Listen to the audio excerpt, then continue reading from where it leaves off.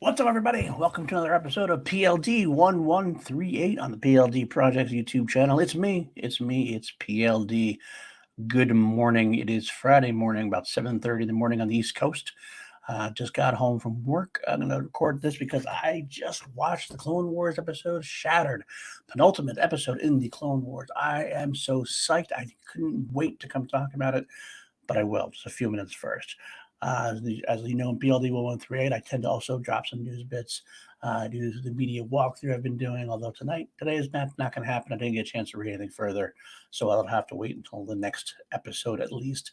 So let's get through a couple of quick news tidbits that I thought were important from Star Wars world this week before we get into the meat and potatoes of this episode, which is the Clone Wars episode. First off, Tony Gilroy. It's some Cassian Andor news. That's right. Cassian Andor series coming out. Tony Gilroy is being announced as the new showrunner of the Cassian Andor series. There was even further reports possibly that he was going to be taking over even more creatively, writing, directing. But to later reports from the Hollywood Reporter now state that he's just going to be showrunner. But either way, interesting take. Castanera has been going through a couple of different upheavals, much like its parent project Rogue One, really, and who was brought in to save Rogue One or to really help get it home to the finish line. It was Tony Gilroy. So he knows the character, he knows the story, he knows the world. So I think this is a good sign. He's really good at what he does. He's not really a huge, I'm reading interviews, he's not really a huge Star Wars fan, but sometimes that actually works to the show's benefit. It can get something without a little bit of too much, sometimes too much fandom can hurt a project. Did a great job. Sometimes you just need somebody who's good at their job, and that's what he is. He'll bring a great aspect to it. He was big in the Bond series, or not the Bond series, the Bourne series. So I would take this as a plus. Perhaps it's a stabilization that's needed, and I'm excited to see the Cassian Andor series more now than I was previously. So there are tidbits of news also from the Cassian Andor series, so that makes me more excited than not.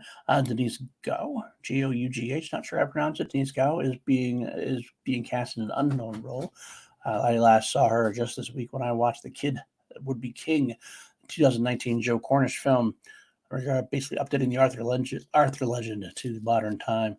She played Arthur's mom. It was a good movie, fine movie. She was fine in her role. Who knows what she is? I don't know. So I don't really know until I know much more than that. So, but she was good. Like I said, she was good. So I'm okay with that. Bigger piece of news, though, of course, is Genevieve O'Reilly's returning. She returned to the cast in Andor series. Mon Mothma is a character that's seen a lot of mileage for the limited amount of screen time she's actually had over the course of the Star Wars saga. Of course, she was in Return of the Jedi, 1983, probably her biggest moment. She was then cast. Genevieve O'Reilly is actually cast as a younger version in Episode 3, Revenge of the Sith. Most of her scenes were cut along with the rest of the delegation.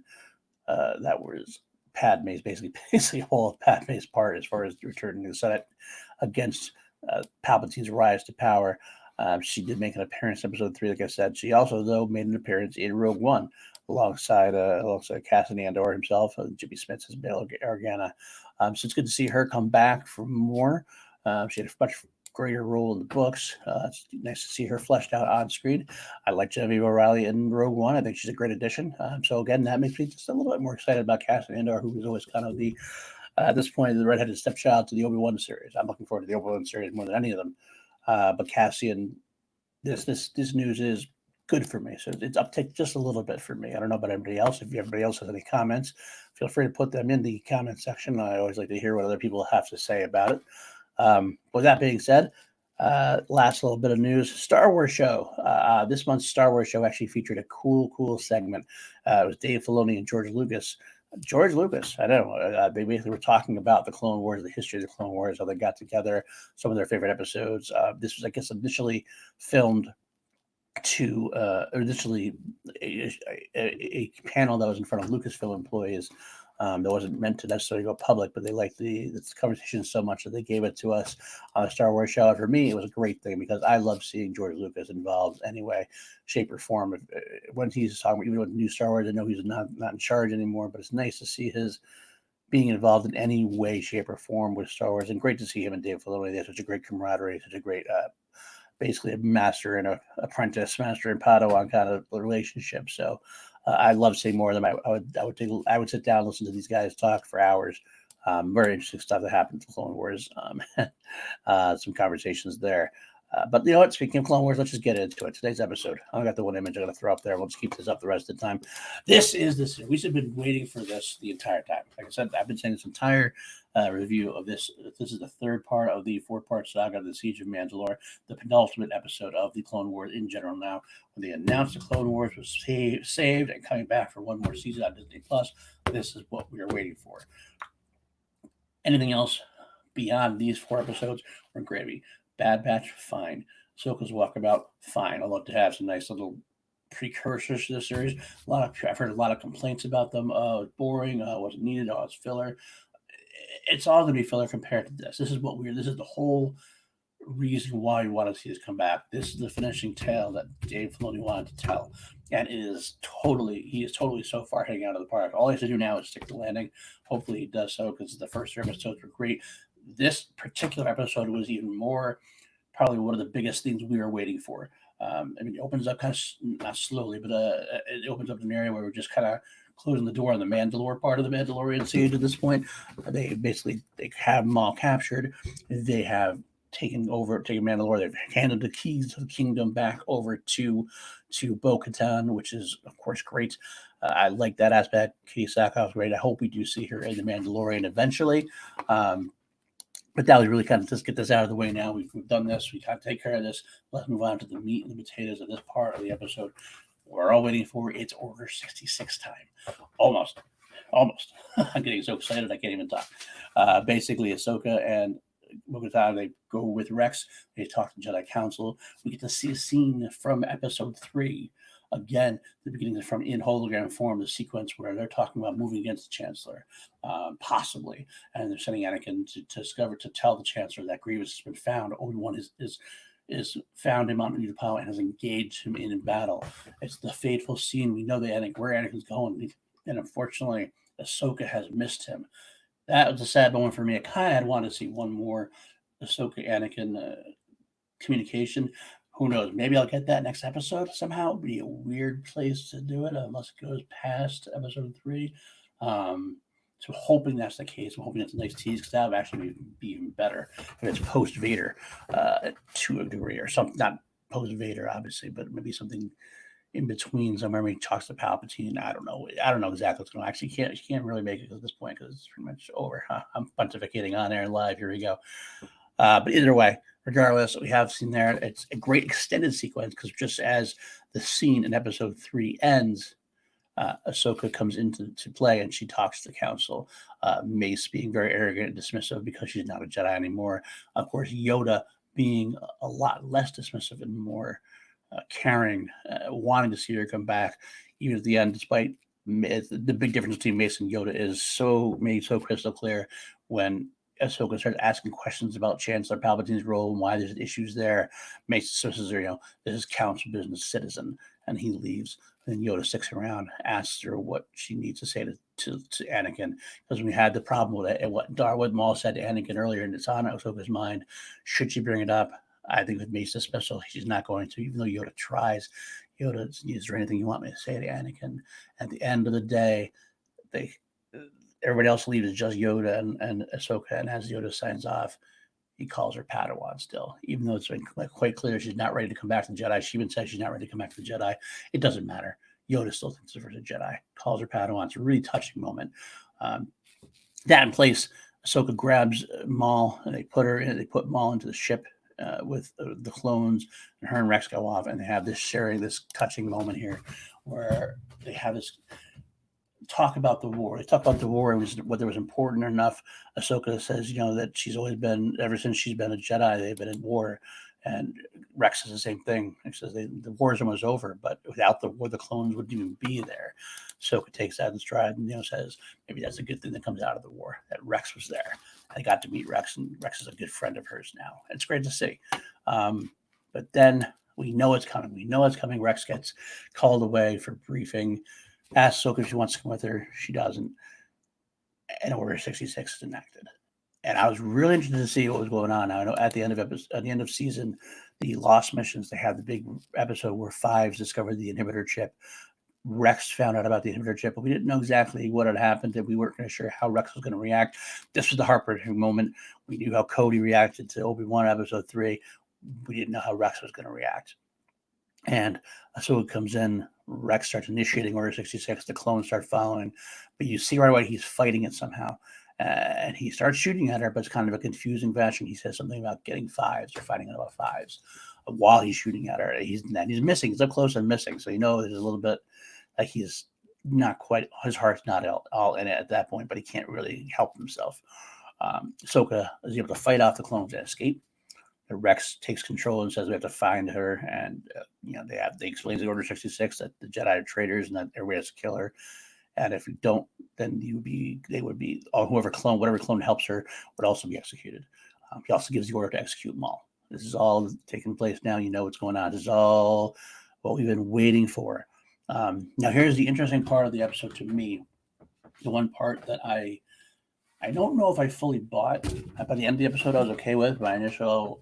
Sometimes I watch this episode and I get this initial that doesn't really make that much sense to me. I'm not sure if that's the way that would actually happen. Not that it's not my story, it's Dave Filoni's story, but I have my own interpretations and how I feel the character goes. I can be right and wrong. It didn't completely take me out, but it did give me pause. Ahsoka goes and frees Maul, basically going to use Maul as a distraction so that she can get off the ship and away from the clones. It seems kind of a little bit far-fetched to me. Like, she knows that Maul's evil, and letting Maul go is probably one of the worst things she can do as far as the galaxy goes. About anything else, the last thing they need is to have Maul loose again. And so many times we've had people getting brainwashed in the series that it seems to be that sort of letting Maul loose on them is danger to them. It's going to kill the clones in a way. It's like Ahsoka wants to do that without killing them. I think she's almost like, you think she wants to help save Rex and everything else. So I wasn't quite a big fan of her letting Maul go. I was kind of hoping Maul was going to escape the chaos by himself. Maybe when the clones tried to execute him, he broke free. I think that would have been better. And then you don't have to have it. So having them execute Maul was a good part of the plan. It did lead to a good conversation between Maul and Ahsoka. But I feel like that wasn't as necessary. It could have been done a different way if Maul had already escaped and Ahsoka just ran into him. They had this conversation. They said, I'm not going to get you now because I don't have time and I don't have energy. I have to save myself, kind of thing. That would have better off for me. But I digress. I'm going off on a small part of it. The rest of the episode is grand.